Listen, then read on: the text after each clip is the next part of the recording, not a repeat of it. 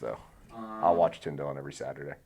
Yeah, dude. He's one. Well, because he's like a really fun way to receive current news. Did you hear his new one this week? No. They threw a baby out of the Comedy Store, his godson, and he was just shitting on the Comedy Store.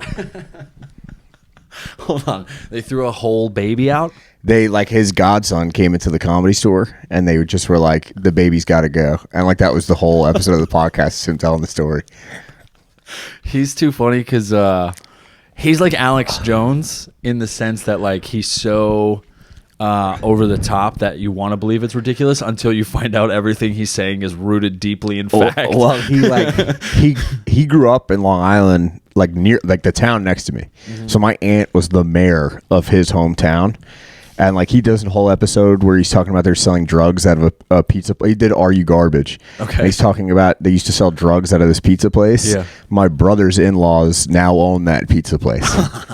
So they didn't own it when people that was not them, but the guy they got it after was the one selling drugs, and he told the whole story on Are You Garbage? He was just panhandling. And it's the same name. They kept the name because it's been the name for 50 years. They didn't change it up. Yeah.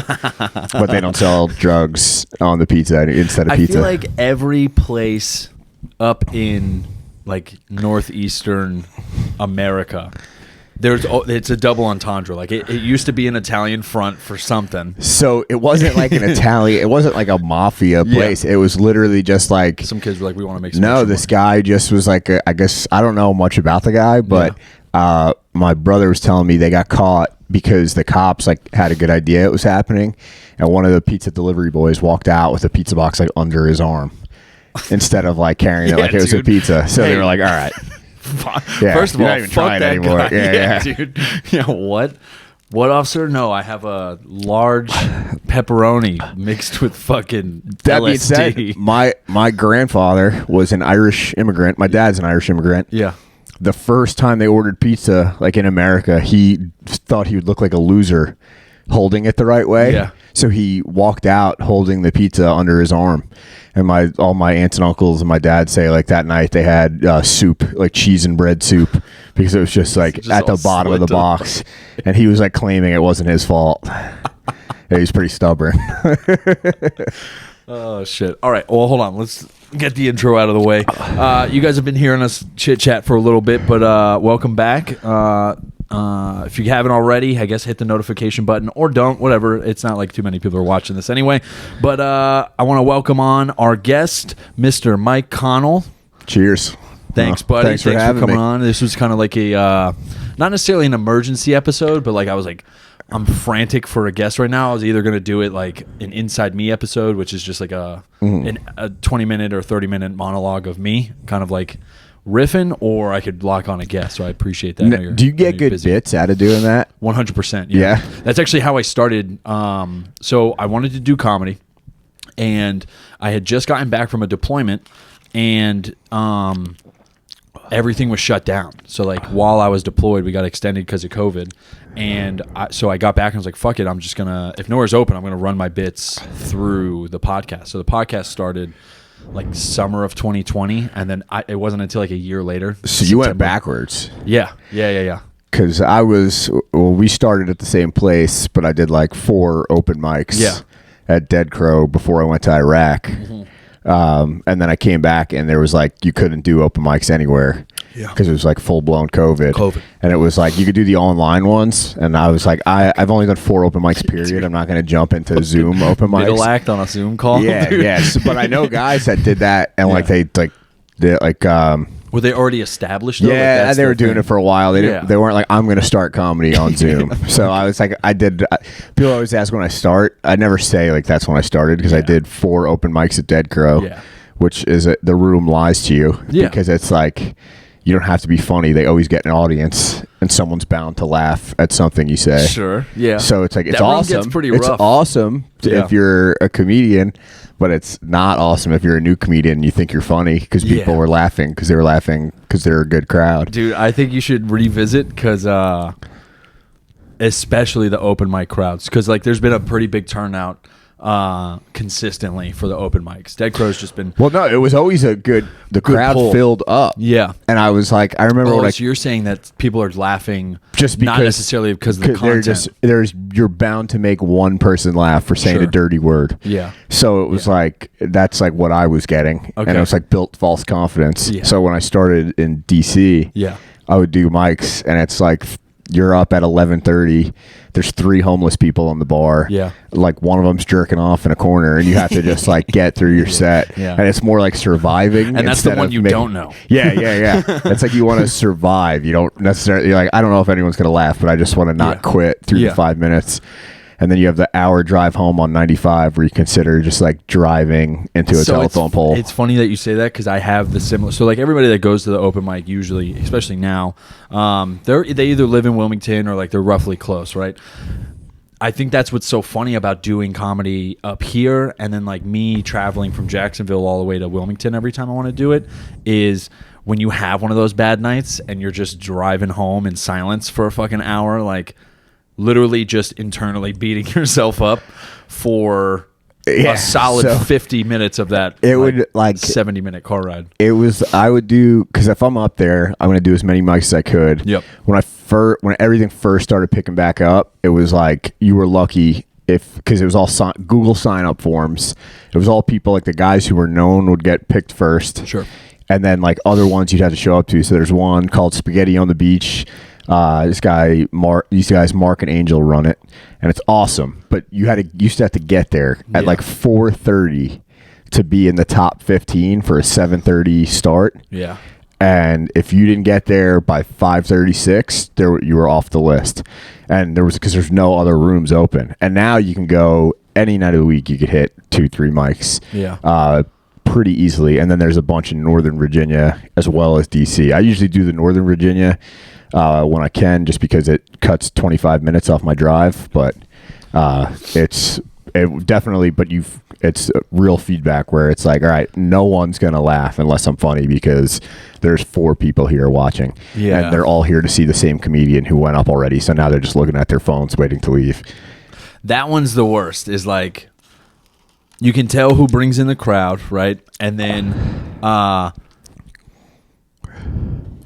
having to deal with people's attention spans at 11 o'clock at night is probably, I would say, the tougher of. So that's why I genuinely started for a couple of weeks straight. I would just put myself way at the back of the list, mostly because it like wasn't on purpose. But then I was like, fuck it, like I'll just continue this trend. I would just show up late. So like if you show up, it's similar, right? Like sign up's at 7, but if you're not there at 6:30, 6:15 to like get up in line, you're going on late. Like that's it. Mm-hmm. And I didn't want to do I don't like bumping people. I'm for sure in no, like in my eyes, in no position to be like bumping people. So I hate doing it. I feel gross doing it anyway. Like if I need to be there early if I want to get on early. Like that's the format I think it should take. So doing those late, especially at Dead Crow, because then like you can tell like everybody's starting to like pile out as their friends go up, and then you're left to like this intimate 5 or 6 people where they're like not at the front row, but they're like 2-3 rows back, just in the darkness. You just see a silhouette, and you don't know if they're laughing or not. And you see the glow of their cell phones periodically. Yeah, it's just lighting up the bottom of their nose. Nothing is worse than just seeing those cell phones light up. Yeah. And it's like not even to like, oh, I'm going to take a picture of this really cool comedian that I saw. It's fucking to avoid you. It's like if you could just go out into the bar area, that'd be cool. Like that's way better. I'd much rather perform to an empty room than but it is like an awesome place like to do. I mean, I haven't seen the new one, right? They moved, right? Yeah. So I went with the old place. So you went when they were still on Nut Street. Yeah. And it was so cool. And it was like, it was super cool. And I was like, oh man, this is what comedy's like. And it's not. It's like, it's a lot of doing it in bars and restaurants and hair at least salons. Nowadays, and right? yeah. Like, I think that's what it is. It's like, there's this like huge, I guess like burst of comedians not necessarily not booking clubs, but trying to get the more long form times. Well, it's like there's and, only like, so breweries. many club spots, Yeah. right? And that's the other thing. Right now, it's all like brewery shows. Like I produce a show at a brewery called Fairwinds, and like it's if you get a good brewery show, like we have never had the comics have to push out a flyer. Yeah. Every time the lady will post it on their social media, and within an hour, she's like, "Hey, we only have 20 tickets left." Holy shit. And we're like, all right, I guess I'm not going to tell the comedians. I'd rather like your clients come so we can keep this relationship going versus like the comedians just bringing in their friends to see them. So like we've done bar shows there and they're awesome. But then I've also done like, man, I did one night where the host called me racist. I didn't make a single race joke. Oh no. It was in I don't want to say where it's in just in case they will watch this, but like it was rough.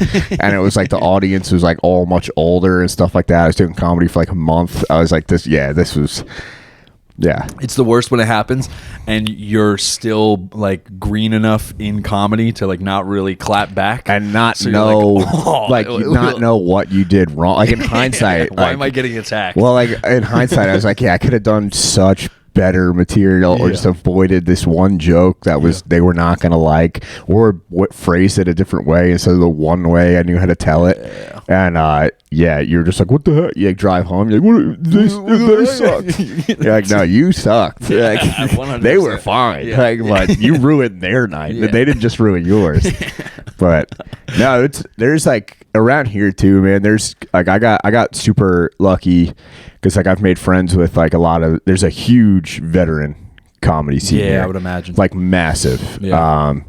And one of the guys, Dave McCone, runs a show at like a Star Trek convention. That's fucking And he does cool. a bunch of. I think he did one yesterday in Richmond. Okay. But I did one with him like near Baltimore. And I don't watch Star Trek, but he's like, oh, any nerd stuff works. So I just did like 5 minutes of Lord of the Rings jokes. Oh, fuck yeah. That I've tried in Everywhere bars. else. Yeah. And people are like, I don't get Frodo. What is going on? Did like, he just say fag? Yeah, it's like, is that the midget? Like, who's like, which one's the midget? And like, so I did it there, and it was like people were loving it. Yeah. People were like, this is the best night ever. Yeah. And I was like, I love these people. Like, it was a lot of adults who play with Legos. Sure. It's like how I would describe that audience. Yeah, cosplayers who make their own costumes. Yeah, I went straight to another show. Yeah. And I told people, like, I didn't have a terrible set, but it was like, I talked to a bunch of comics after, and I thought I did way worse than I did. They're like, no, you were good. Like, people liked your set. I go, oh, okay. And when I got to my next show that night, I was like, you guys, I told a joke that like didn't land. I was like, you guys think you're going to discourage me, but until you've bombed in front of a room full of people dressed as aliens, you've never bombed. Yeah. I was like, and I did that tonight. So nothing's going to get worse. I bombed at so I forgot the mics. I thought they were going to be there. And I did a gig at a dance studio. So there's no mic. It's a pole dancing studio. Right? And they sought you out. So you were producing it without them when you didn't bring a microphone? So, yeah, here's the thing. So Jim, the dude who owns my gym, he was like, we're having a dance recital because he owns the pole dancing studio. He owns that business. So he's like, we're having a recital. And he's always like trying to like smidge in comedy somewhere. And so he invited me out, and I was like, all right, cool. Yeah, I got 2 other like active duty comedians I could bring with me. We'll do 5 minutes each, whatever. So we work it out. I thought he had microphones because I thought he was going to be like bringing these girls onto stage, but they're really just it's in their studio. So like I thought there was going to be like a stage and shit, and no mics. It was like a TED Talk. It was like a TED Talk, and I told a trans joke, and the trans person in the audience loved it. Crushed. Yeah, and then 3 white women who felt the need to stand up did, and they asked for a public apology from him. And when he said "go fuck yourself," they were like, "We're leaving." He's like, "All right, cool, whatever." And so there's a club called the Port in Baltimore, and it's awesome. Like those guys, like they literally just were like, hey, there's a great appetite for comedy in this neighborhood, open a club. And now it's like good luck getting on every weekend. It's like a national headliner is showing up. They thought it was going to be like local showcases. We were talking about this the other night. Yeah, it's a very cool spot. But I did a show there with a guy, Matt Pennington, and I just like the crowd was awesome. So I did my veteran suicide joke. and there was veterans in the audience, so I was like, oh, it's gonna work because like that's who laughs at this joke. Yeah. And it was like silent. And then like I recovered. Like I even got like a new tagline out of it. Sure. Because I basically just said, hey guys, veteran suicide jokes are my N-word. I'm allowed to use them. And like they love that. Yeah. And then that like I closed on like a bigger joke. And like 3 veterans came up to me like, hey man, that joke was great. I just didn't want to laugh out loud at it.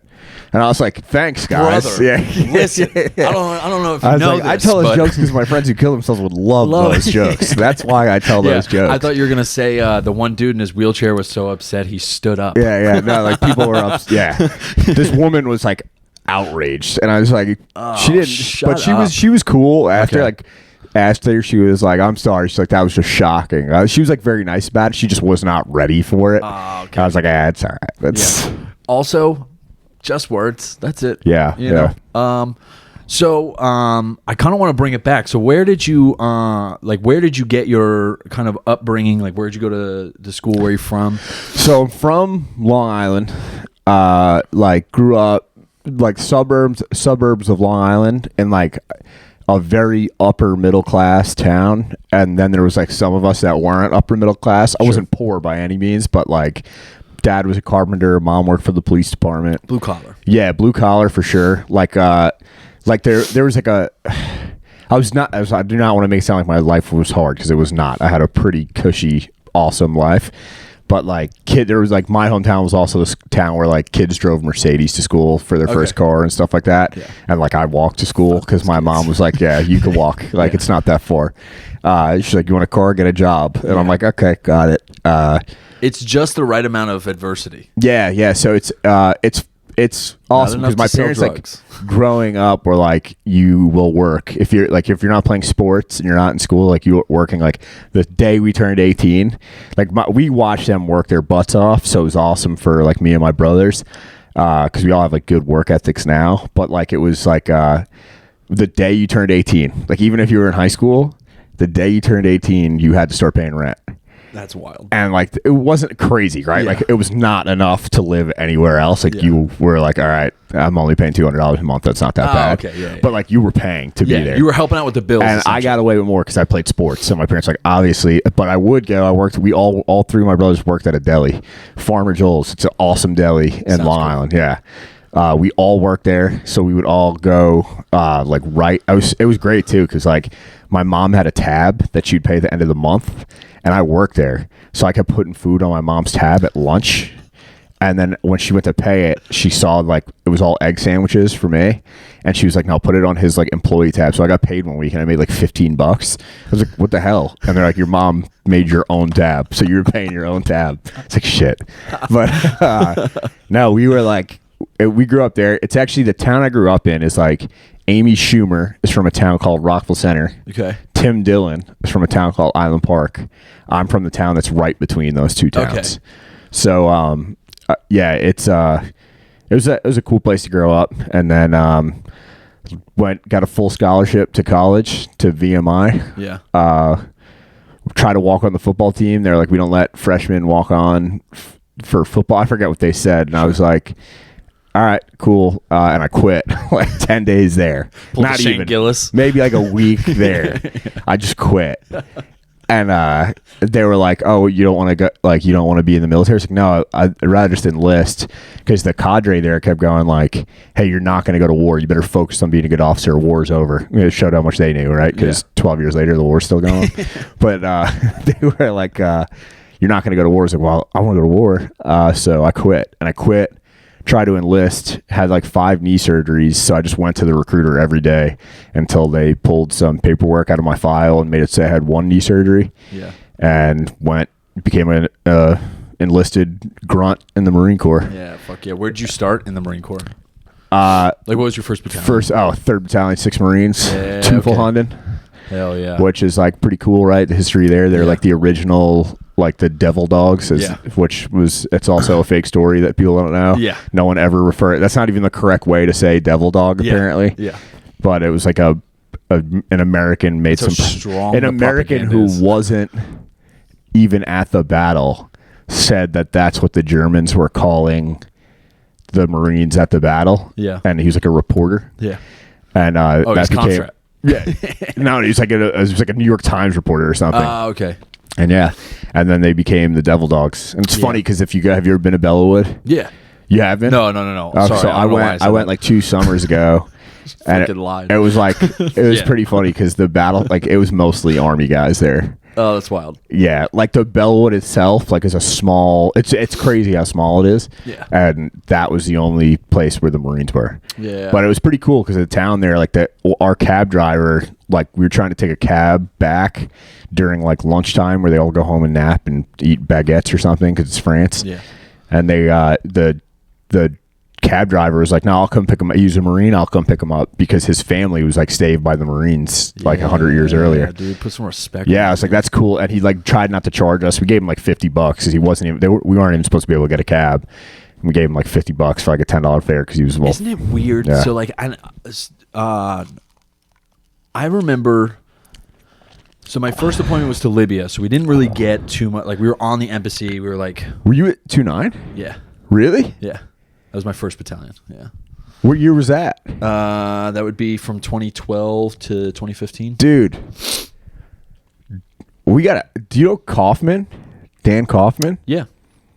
Get the hell out of here. We know a lot of the same people. I went to boot camp and SOI with those guys. Okay. Yeah.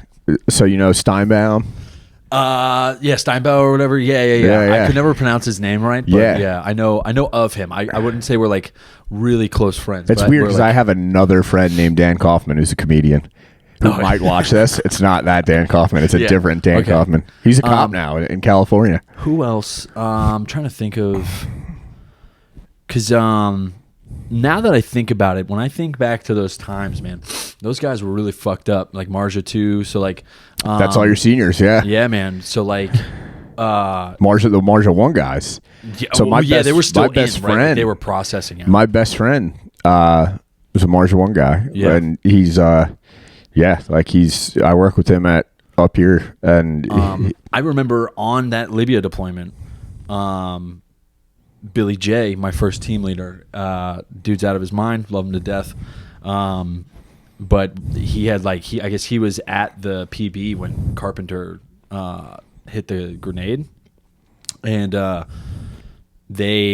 of the lieutenants who I think had just like picked up captain, like went up to him and told him that like, hey, he got the medal, and like we're all confused. I'm like, who got what medal, man? Oh, he's like, yeah. Carpenter got the fucking yeah, medal. because I remember that because 2 guys in 3-6 came from 2-9. Yeah, okay. And I was friends with both of them. That was pretty cool. My first deployment was a UDP, so deployment. Yeah. Was Okinawa. And one of my they put me in a room by alphabetical order. So everyone was scared of this dude, Cooper, who I'm friends with still to this day. He's an awesome guy.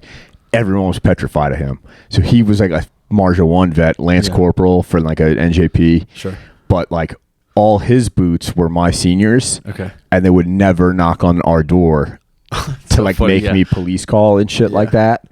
And like one time they knocked on my door and they're like, we need Connell to police call. And he was like, no, you don't. I need Connell for something else, you fucking loser. And kicked the guy out. And he was like, hey, you can't go out and police call now because I told him I needed you for something. So like I had it pretty skate. Yeah.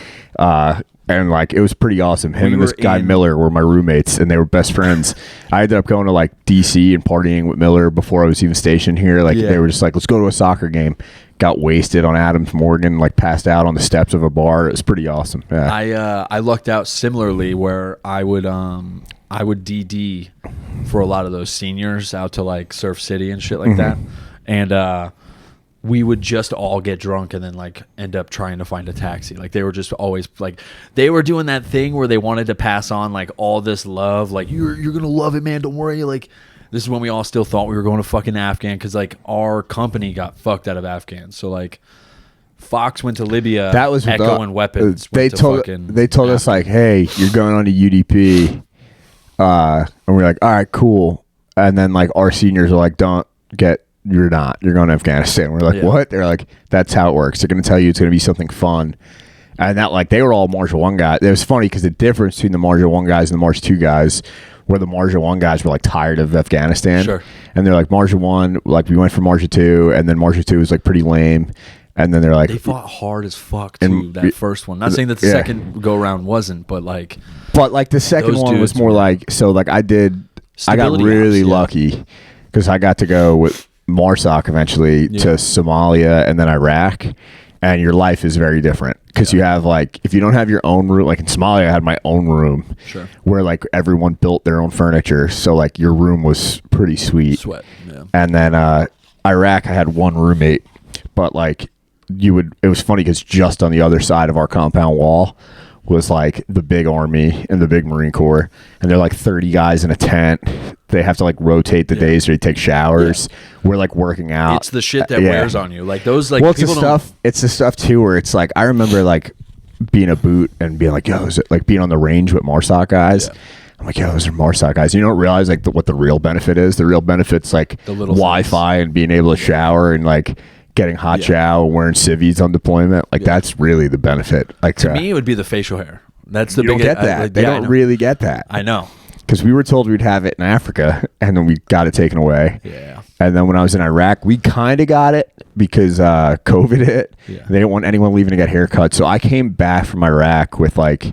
Yeah, your hair is really I had long. really long hair, like longer than it's ever been. Yeah, right? I used to have to put a ponytail in the gym. And I was like, I'm on deployment, and my hair is in a ponytail in the gym. For everybody that's listening, so if you've never been in the Marine Corps, like in the military, you're kind of not.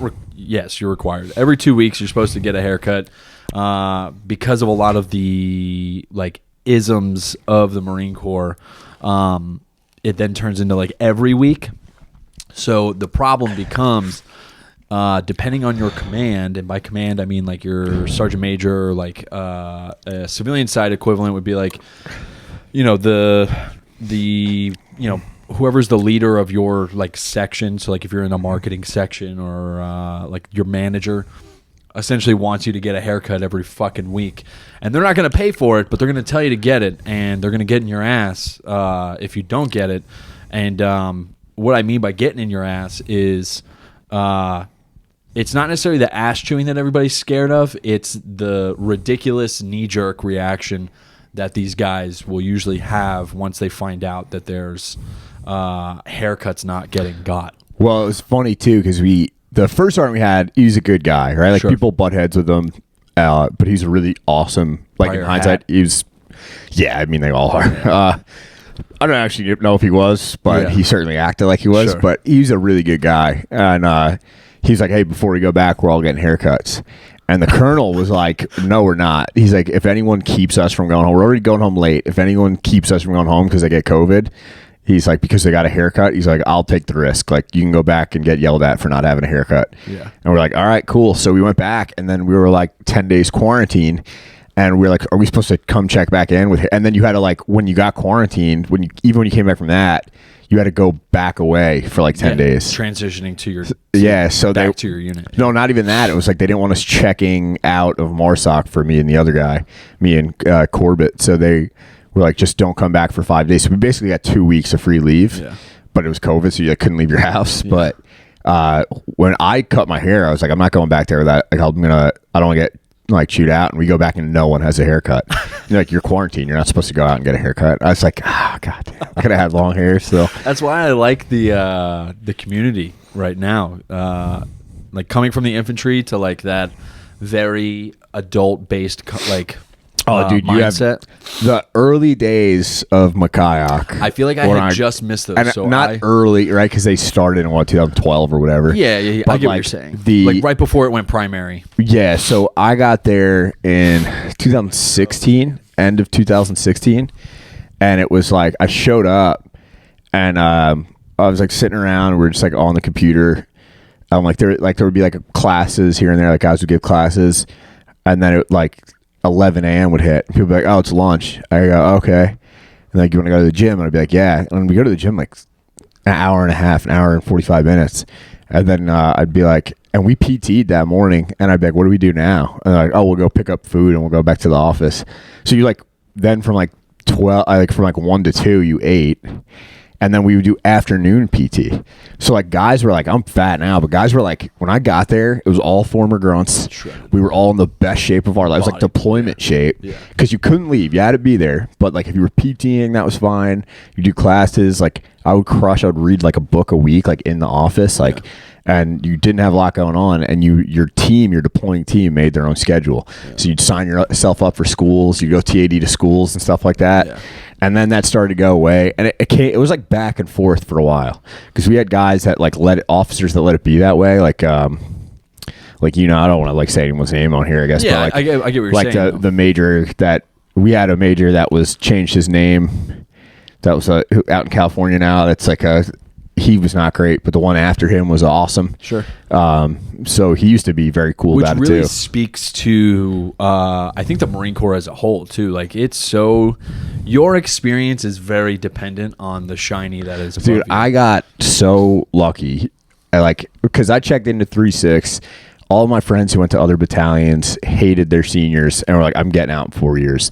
My seniors were all like exactly as badass as you'd expect them to be. Yeah. Like one of them, I remember the first thing my gunner in my truck said to me. He was a 0331. He did Sangin with 2.8, and he looks at me in formation and goes, "You lift weights, pussy." And I was like, he's a big dude from Boston. I just got his number recently. I've been texting with him. He was awesome. Cassiola, he's awesome. Exactly what you think like a machine gunner is. 6'4" dude, jacked out of his mind. I remember I would work out with him, and he was like, "Listen, Connell, the whole goal of working out needs to be, if I had to, could I throw someone through a car windshield?" And you're like, "What?" He's like, "I want to be able to throw someone my size through a car windshield." But that's like what you wanted in a grunt. Like that's like, oh, I want to be like him. Yeah. And like those were my seniors. So I was like, bend steel. And they hated the Marine Corps. So I respected them that so much that it didn't make me hate the Marine Corps. Yeah. But they hated the Marine Corps. So I stayed in, and they were always like, "You're going to be a lifer." I was like, "I'm not." I was like, I even at one point I was like, maybe. And then I did my second deployment. It was a MEU. I'm telling you right now, like, I don't think I could ever have the capacity to kill myself, because I didn't kill myself on that deployment. I really think like I've now been on like combat deployments, and I've been on like a UDP. Yeah. But being on that MEU, the fact that I didn't jump overboard and like try to get eaten by a shark shows that I'm resilient. And that goes for everyone on that. That was my last one. The 24th MEU on the USS New York. Yeah. We did have one person jump off the ship. He was in the Navy, but he jumped off the ship. They're the only ones with the real balls around. Yeah, he was a fireman. We looked for him with Saber systems. Oh, shit. Our Saber systems found him. So like me, I was behind a Saber, and another guy was behind a Saber. And I was like, I think I see something, and I like was calling out like where it was. Yeah. And then as the ship passed it, the other Saber was like, "Yep, got it," and followed it. They sent an Osprey up. It was a person. So like they found him. We ended up, because they were like, so hold on, nobody even knew he was gone. No, they knew he was gone. Okay. And then they're like, everyone stay in their berthing. No one. Because we have to make sure. Which is the fucking worst. So I got it right. Like actually, we were on the USS New York. It's a brand new ship, so you could sit up in your rack. Oh fuck yeah. So we're like, but it's. I forgot about this. Actually, I'm not gonna say the guy's name. I don't know what the rules are, like for that. Yeah. But like, they're like coming over the speaker, and they're like kept saying his name. Like, "We're not mad at you, buddy. If you're hiding on the ship somewhere, just come out." And like the captain kept coming over and trying to talk to this kid, and then. I said it to like my squad leader. My squad leader's like, "That's a good point." He was my good buddy Pete, and he goes up to our platoon sergeant and goes, "Hey Gunny, like, we have like $8 million of like high powered thermal optics in our armory for just why don't we all go look?" So we started taking shifts looking, and they circled back to where they were 5 hours before when they lost accountability of them. Yeah. And we saw him. This dude just floated, just bobbed in the water. He jumped in the water off the coast of Florida, changed his mind, and blew his boiler suit up and just floated for 5 hours. And they found him. So he jumped with the intent to die. Yeah, he wanted to kill himself, and then was like, hit the water, and was like, I don't think I want to die anymore. And like, that's a shitty death. The dude lived. I mean, I hope he's like, cool now. I hope we found him. I hope he's like happy and healthy now. Yeah. Out of the Navy. How crazy would it be if he was still in the Navy?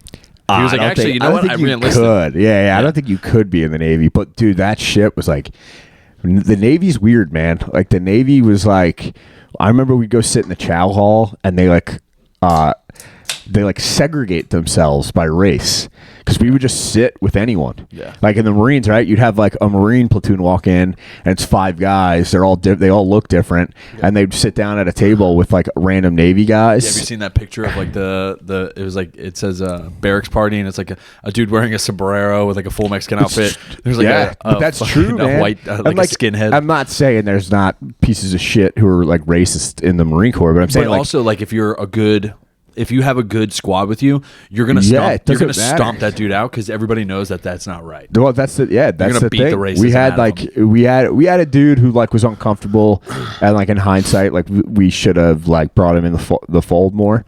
But he was a good buddy of mine, and I talked to him about it like when all the George Floyd stuff was happening. Sure. I was like, "Hey, how are you doing?" And he was like, "Dude, you guys weren't." He's like, "You guys for the most part were like fine." He's like, "The stuff you did was you're just ignorant to." I was like, oh, "Okay," that made me feel a little better. Like he's like, "You guys weren't like mean or anything." I was like, "Okay," but no, it was like, man, it was weird. We found a fireman who jumped off the ship. And we went up there. We went out there and we found him, and it was pretty cool, man. And then the deployment, that was miserable. I was like, I'm getting out. I verped. My verp got approved, which is to get out early. And then my buddy woke me up and he goes, "Hey man, we're gonna go do this thing called psychological operations." And he's like, "We're gonna go play death metal on loudspeakers when we get in gunfights in Africa." And that's exactly what I did. And he could not have guessed that. So did you have to I extend? re-enlisted. I re-enlisted. So my verb got approved. I didn't sign the paperwork. Okay. So my EAS didn't change. And then I re-enlisted and ended up, man, a year later in Africa in a gunfight playing. Actually, he wasn't playing death metal. We were blasting Journey. Okay. That works. Yeah, over the loudspeaker. We played a lot of stuff, but like the team I was with was partial to Stitches. Are you familiar with Stitches? Yeah. Oh yeah. We were playing a lot of Stitches. South Florida, right? Dude, that's that good shit. I actually really like Stitches now, but I used to think they were so goofy and ridiculous. It's like when Riff Raff was like first coming out, and he had like Pan American Panda. And he had fucking, what is it, like Ace of Spades, like all those albums. Well, it was funny because they were like, when I introduced myself to the team, I was talking about all our capabilities, and one of the guys was like, "Hey, could you blast," because they were getting into Stitches, and they were laughing. They were watching a YouTube video with him. They go, "Could you blast this song on a speaker while we do a raid?" 100%. And I was like, if that's all you need from me, I'd be happy to do it. And we did a training raid, and after the Op 4... just gonna be pretty funny. You should clip this. After the Op 4 said during the raid they couldn't communicate with each other because the speaker was echoing into the building they were in. Yeah, and it was just blasting "Brick in Your Face" by Stitches. And they were like, I couldn't hear anything. All I could hear was Stitches, "Brick in Your Face." But all the other guys had like the good comms, so they could actually talk to each other without like screaming into the microphone. Sure. And these guys could only communicate by yelling to each other. And they couldn't yell to each other because "Brick in Your Face" was on. Yeah. There's no shoot, move, communicate when you got Stitches playing. And Stitches is awesome, man. I respect Stitches. I respect the fuck out of him, too. He, I think he had, like, some beef with a bunch of people, too. He was supposed to, like, do, like, this celebrity fight, if I remember correctly, like, way back in 2015 or something like that. I think it was, like, it was when I think I was on the UDP that there was, like, a bunch of shit going down with Stitches. Listen, if Stitches is part of your small podcast following, I'd be happy to come out and train with Stitches for an MMA. I would love to roll with Stitches, box with Stitches, anything with Stitches. If Stitches would like to hang out with me, I will pay the money to travel. He just wants I know he doesn't like. He has the money to travel because he loves cocaine. He mentions it several times in a song that he loves selling blow. That's an actual lyric. Is "I love selling blow." So Stitches, if you're listening, please reach out. So either one of us, you can hit me nickthatnightofficial@gmail. No, but so you finished with the Marine Corps and you were like, "Fuck, man." There was no. I had a job lined up. Yeah, so it was funny because I knew I was getting out. I denied orders. Okay. I actually denied orders. No, Cali. Okay. To go back to the infantry. Yeah. I was selected as staff. I didn't re-enlist as a PSYOP. I didn't lat move. So I was selected as staff. I was the first round of staff sergeants to not get promoted because of the new rule, which like people were like, man, that rule sucks. I was like, it's a good rule. I just don't benefit from it. Yeah. So, thank you for that, right? Because there's a lot of people who are like, yo, fuck that rule, fuck it's this, a fuck really that. good rule.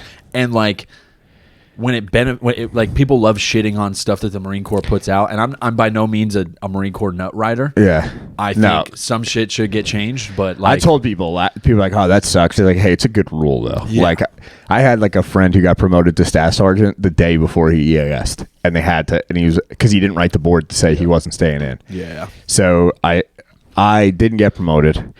Which caused all sorts of problems because now I had guys who are like junior to me my last few months get promoted and like try to talk to me like property. Oh my God. And I was like, I will throw you a fucking beating. I'm getting out in 3 months. You think I need the honorable discharge? I will kick the dog piss out of you. Best case scenario is other than honorable. It was great because towards the end there were like 2 gunnies that were like for some reason had it out for me. And like maybe I did something stupid. There's a good chance that happened. Sure. But they started to do real stupid shit. Okay. Like just fucking with your time. Well, they were like, they called me and they're like, hey, and I had just come home from Iraq and then I was going to 29 Palms for a month to train some guys in 29 Palms. So I was going. What is that? MTX? No, I was going to Pendleton and 29 Palms, but they were literally just like gave me a rental car, gave me some equipment, and they were like, you need to drive to all these different places and train guys. Okay. So I trained like really good guys from like 1 MiG, mostly is who I was dealing with, and then I trained some people from Makayak that were out at 29 Palms, and they like all did a really good job. But I was going out to do that. And I had just gotten home from Iraq. I had 2 weeks home before I had to do that. Yeah. And I get a phone call, and they're like, hey, you have a 24-hour duty tomorrow. I was like, no, I don't. And they were like, what? I was like, I'm not doing that. I said, you have to sign the duty roster the month before. I didn't sign it. They were like, yeah, well, if you don't do it, we already have people who have 2 duties already. So if you don't do it, someone else is going to have 2 duties. I go, well, it sounds like someone else is going to have 2 duties because I'm going away. I haven't been home for a year. Yeah. Because when you do the MARSOC deployments, you're gone for 6 months in the workup. And then you're sick. And I was only seeing my family on weekends. So I drove back. I was like, I'm going to California. I was like, I'm not doing this. And I was like, here's the deal. I was like, you guys figure it out. I was like, or I'm going to request mass. And they're like, what? I was like, I'm going to request mass. And they were like, you're going to really request that? And then they were like trying to talk me out of requesting mass. And you can't do that. Like you legally can't do that. Yeah. So I was like, sounds like you're trying to talk me out of requesting mass. And like, no. So it's I was your like, right. I was like, it's your right. So, yeah, that's what they kept doing. I was like, you have till 3:00 for me to figure it out. If I'm still supposed to have duty at 3 p.m., I'm requesting mass. Which is what that's for. Also. And they were like, okay. And at like 3:30, I still hadn't heard anything. So I sent them the request mass paperwork. I was like, hey, just wanted you guys to see it before I submit it and see if you have any. Yeah, is there any grammatical errors? Yeah, no, it was like basically like any notes you would like me to include. And it basically called them both incompetent. And my favorite thing to do when I did that, because it asked how you want the situation to be rectified in the request mass paperwork. And I would always say, I just want this gunnery sergeant to receive a formal counseling from the company commander. So it's just like, I didn't want them in trouble. I don't want them fired. I want them to have to sit down with a grown man who's going to tell them what a bad job they're doing.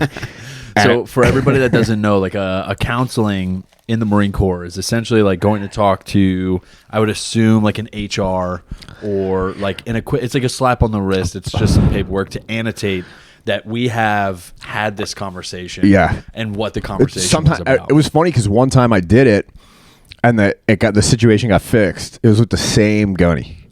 The situation got fixed and I wasn't going to submit it. And the acting company commander, the company commander was TAD, goes, hey, your request mass paperwork. I was like, yeah, don't worry. I was like, it all got figured out. Like, I'm not going to submit it. He goes, no, I need you to submit it because that guy just lied about something else. He's like, he needs to be formally counseled. I said, okay. Yeah. So I submitted it. And he got formally counseled. Yeah, I was like, all right, sir. Like, that's that shit. So I remember the first time I met you was actually when you and another dude were going around from battalion to battalion, essentially doing the road show. Oh, Correa. It was me and Correa. when you guys were doing the road show, you guys came to 1-8, and that was like the first time I met you. Yeah. You guys were like, your first sergeant brought us there. Yeah, he's he was cool. really Like cool. I was super cool for a first sergeant, especially. He was super cool. Yeah. And he's since got out, but the first sergeant, Correa. First sergeant ever to call me bro. Yeah. He was like, "Nah, relax, bro." I was like, yeah, he was the man. I think Alpha Company at that time. Solid dude, but he was like previous PSYOP too, Yeah. I think. So that's why he was so chill with you guys. But I remember when you guys were giving us the brief, it was like I was essentially teeter-tottering on re-enlisting or not. And it was like, I don't want to do infantry anymore because it's the same cycle. I had done 8 years, 4 deployments. Like, I'm like, I need something other than a UDP.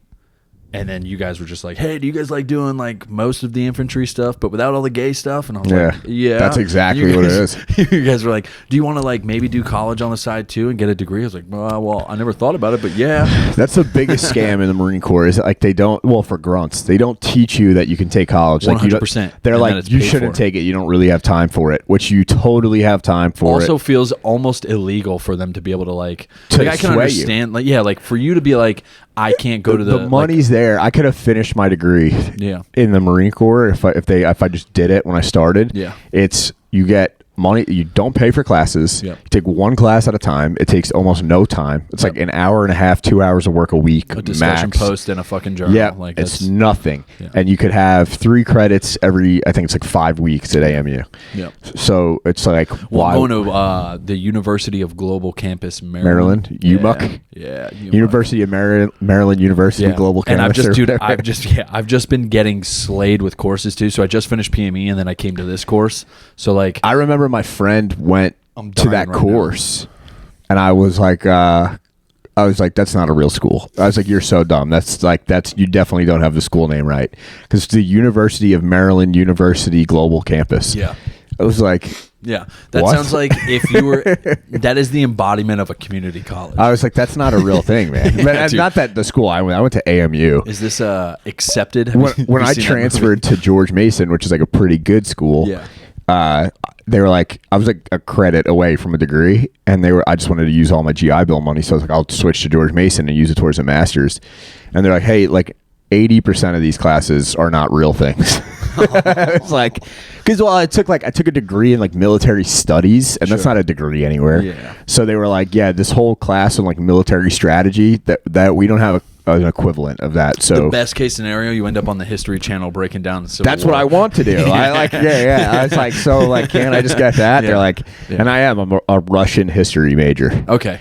And a Russian history, I'm a double major in Russian history, Russian language and culture, which is so hard. Do not ask me to speak Russian because I can't do it. Yeah. And then a minor in religion. They have like it's like the conglomeration of like every language I feel like put together, because you have to like roll those R's. There's like, it's the complexities of Chinese. Learning the alphabet. Yeah. Because it's the same letters, they just make different sounds. Yeah. So, like, there's a comedian who runs a room out here. He's very, like, Dwayne White. He worked in the Army as a Russian linguist. So he helped me with my Russian homework. Okay. And he was making fun of me because instead of, when I was spelling out words to him, instead of being like saying the Russian letter, I'll be like, little b, little l, backwards r, and he's like, Ilya? I was like, yeah. That one. That one. I've been married to my wife. She's Hispanic, and I've been trying to learn Spanish for 10 years now.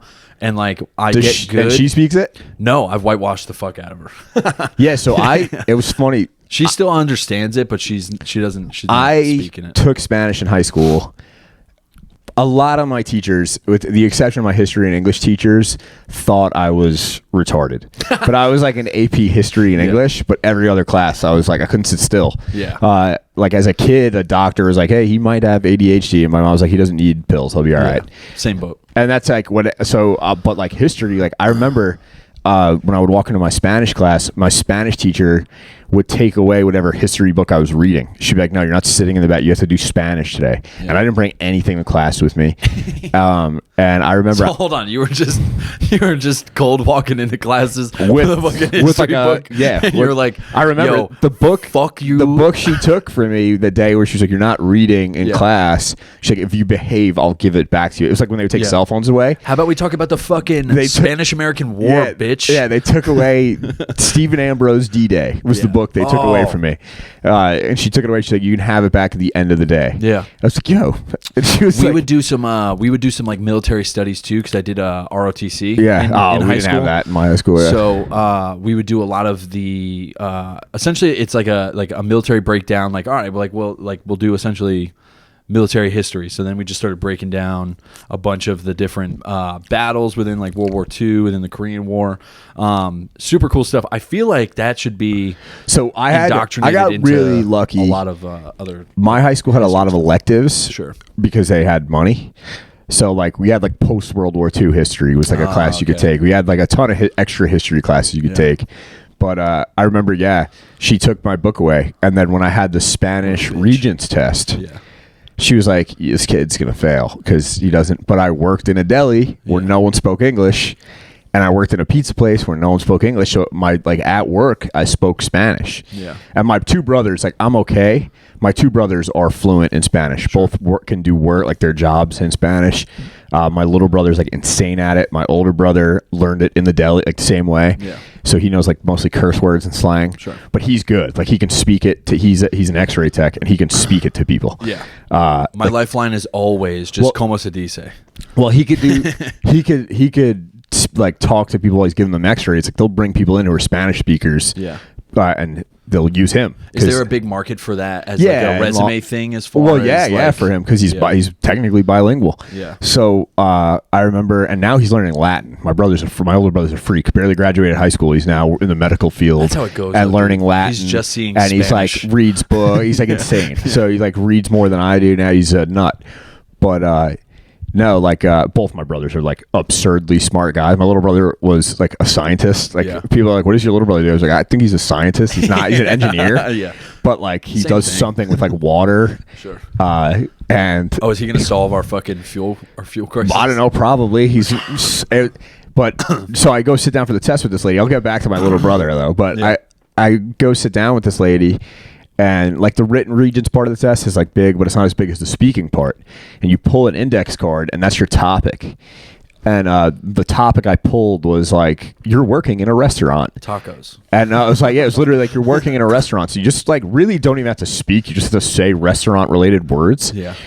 And I just started talking to her in Spanish, and I saw her face change. And you only have to talk like 5 sentences back and forth. And she goes, por favor. Literally like that's what it was. And she goes, I'm going to be honest, I was surprised. I go, what do you mean? She goes, I had you marked down as like the students, like I know I'm going to get in trouble. They're probably going to fail. She goes, I really don't think you failed. You were like one of the better speakers. I was like, I was speaking at work. She goes, you used a lot of slang. It wasn't like good Spanish. Yeah. But I was like, like a talking at work. And then she realized like I wasn't like a moron. I had another Spanish teacher she just didn't care. She's retiring. She used to let me read the book in the back of the classroom. Yeah, sure. She's like, just sit in the back. I go, okay. And I sit there and read like a history book. Don't worry about it. She's like, just be quiet. Like as long as you're not disruptive, I'll give you a C. But my little brother, me and him just got invited back to this was last year, to our high school to speak to students. Oh, that's really cool. And he was like the favorite science student. And I was just like, I played sports and stuff like that. I was a football and baseball captain. And I'm like going around, and I'm like, what am I allowed to say to these kids? They're like asking me, have you ever killed anyone? I'm like, I don't know what I'm allowed to tell you. And then I remember like I go sit in on my little brother speaking. I was like, yeah, I had a free period. I was like, let me go see what he's doing. And he has a slideshow up, and the first slide says, what the fuck is in the water I'm drinking? I'm like, you're allowed to curse? He goes, dude, were you cursing in high school? I was like, yeah, that's true. He's like, they don't give a shit. Yeah. He's like, you can do whatever you want. He's like, he's like, I have to make water interesting. At least you're talking about war. And I was like, yeah, but I was sitting there learning about water. I'm taking notes on my phone. Did you make a really cool assimilation to hockey and war? I feel like that would be a really cool. It was just weird, right? Because it's, I remember like after my first deployment, some girl was like, you never shot at anyone, did you? I was like, yeah. And she goes, what? And like she was shocked. I was like, wait, yeah, maybe. Like I didn't know how to talk to people, but yeah, no, I didn't make it. I just went back. It was funny though because like I was like sitting. It was like kind of weird. I was like sitting with a World War II vet. And we were just talking. He was talking about war with me. He wanted to talk to someone about war, and it was really cool to be talking to like a 95-year-old man, not as like a 95-year-old man, but as a guy who also experienced this weird thing that a lot of guys don't get to experience. And it turned into like a group of people around the table because people all walk up to him like he's like a cute old man, war hero, like superhero.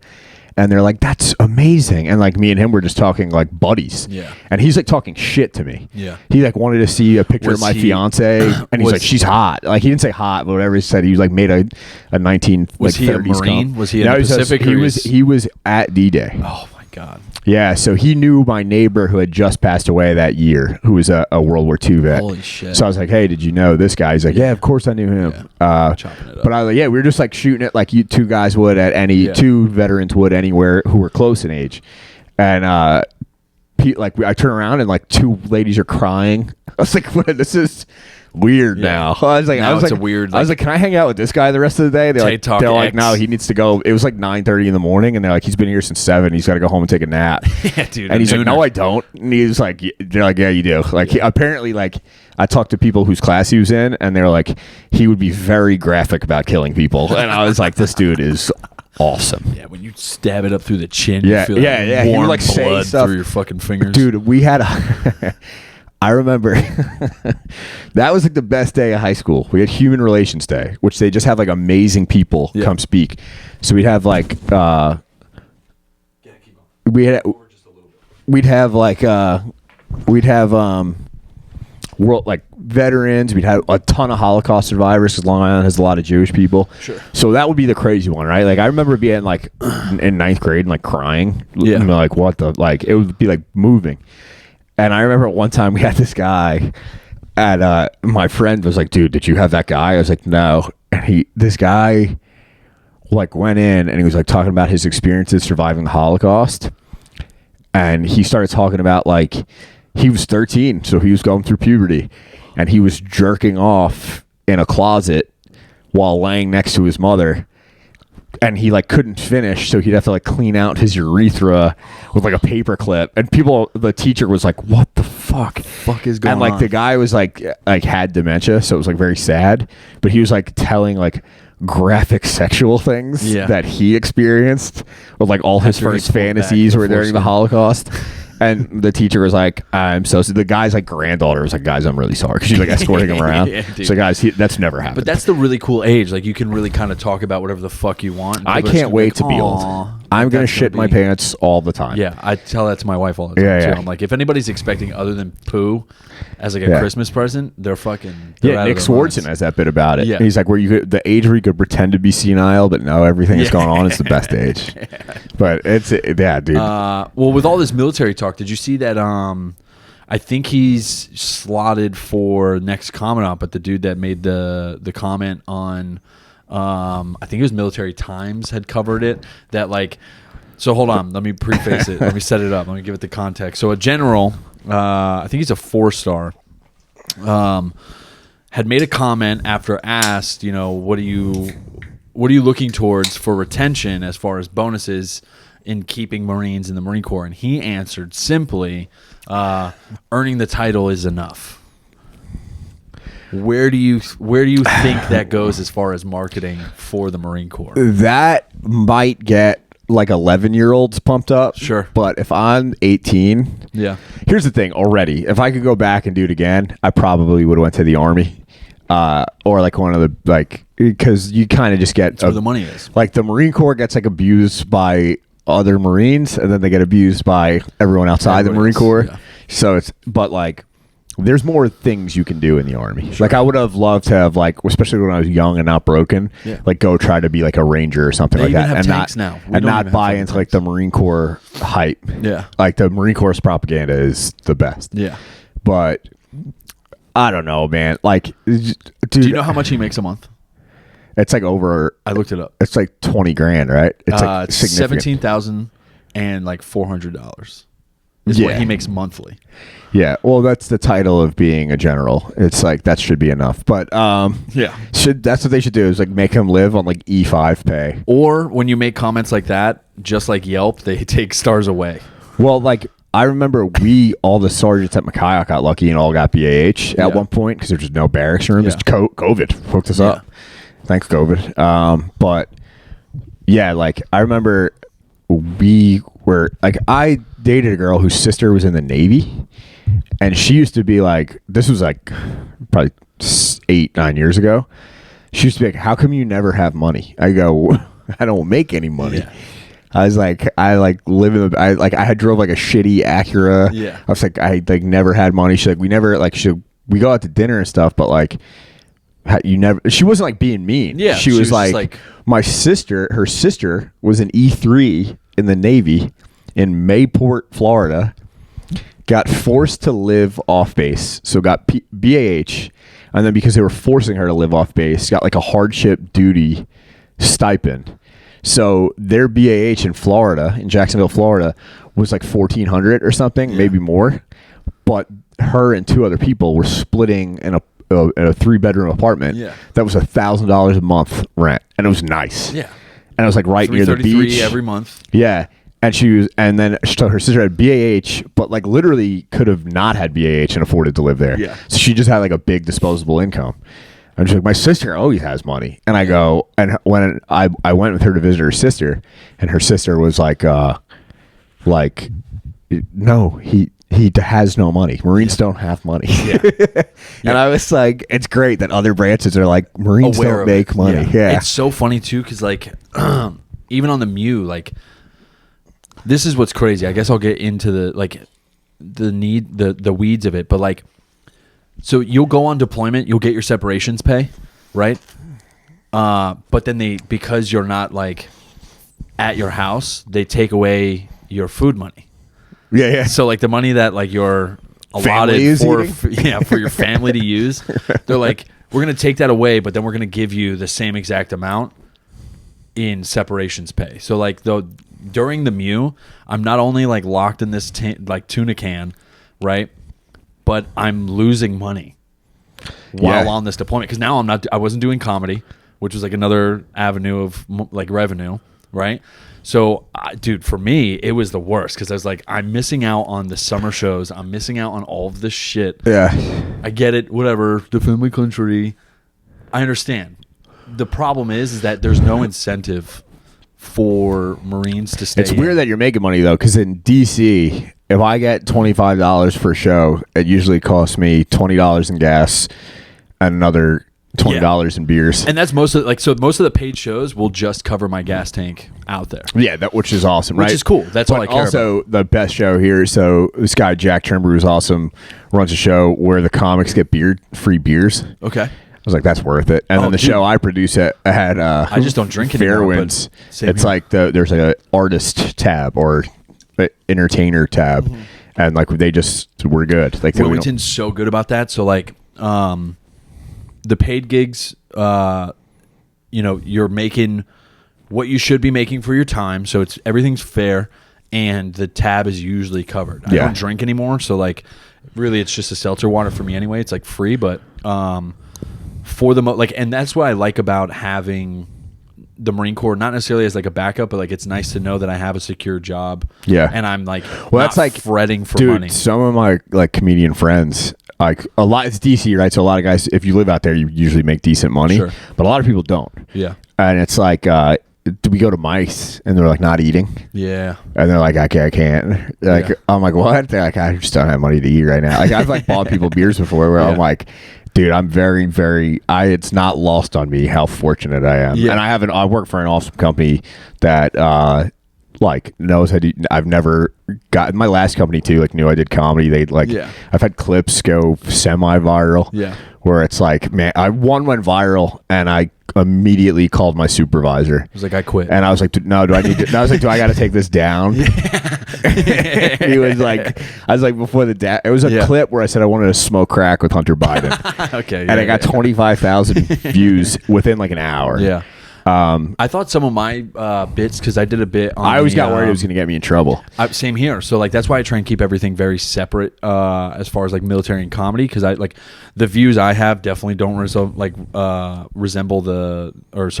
the military's views, but like I did a joke on that Tennessee cop, and I thought that shit was gonna go hard, dude. And but you never know. The algorithm's so stupid, right? So I just posted a clip that was a riff about, and it's like a true story, where my dad took us out of school to do manual labor on our home, and like I compared it, and obviously it's an insane comparison. I got one DM from a lady who's very upset about it, where I said it was like being in a concentration camp because we could watch the kids at the schoolyard through our fence playing, and we were there like ripping apart a driveway. Yeah, that's good.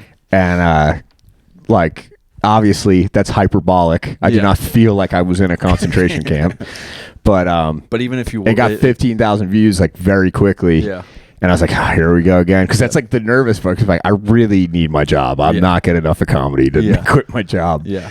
But it's like, it's not lost on me like how good I have. I have a dumb video right now that just hit 20K.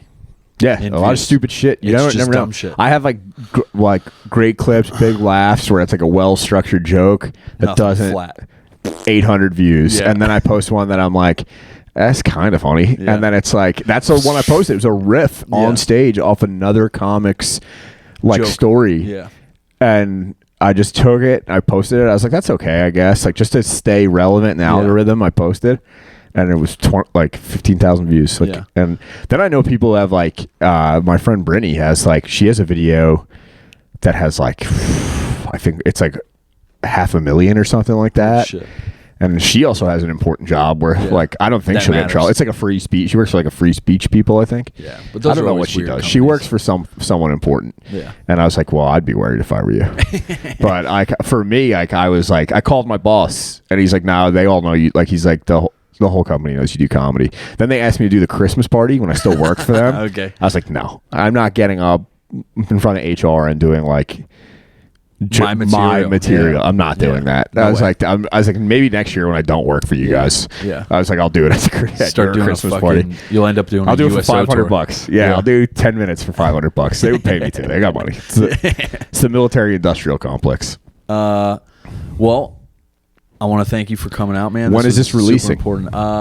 It'll be the 1st of April. Sorry, no, it'll be the Monday after the 1st. So the first Monday of every month is when this releases. All right, cool. Well, we'll be right around then announcing the Veteran Comedy Festival. Yeah, dude. Yeah, if you want to shoot that out, because it'll be.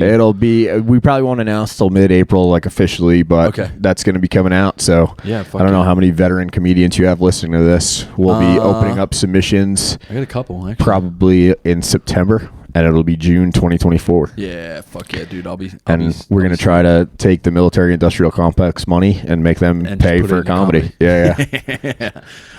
Where can they find you at on Instagram? Mike_Connell_comedy. And then that's all I have for social media. And then next month, me and another comedian out here dropping a podcast. First episode, we have a professional wrestler coming on that I grew up with, and he's going to do some physical harm to me, so it'll be a good time. Yeah, dude. If you want to set trends, man, it's definitely through physical harm. Yeah. Well, thanks. If you guys made it this far, thank you so much. You guys are the true fans. I love you. You know where to find me, Nick_at_night. So many underscores for everybody's Instagram because there's so many names now. But yeah, hope you guys. This kid's coming all the way from Jacksonville. Give it from the stage. Let's keep going. The stage next. Good friend of mine, finally back in town. We're going to go for our next comedian, Mr. Nick Racioppi, everybody.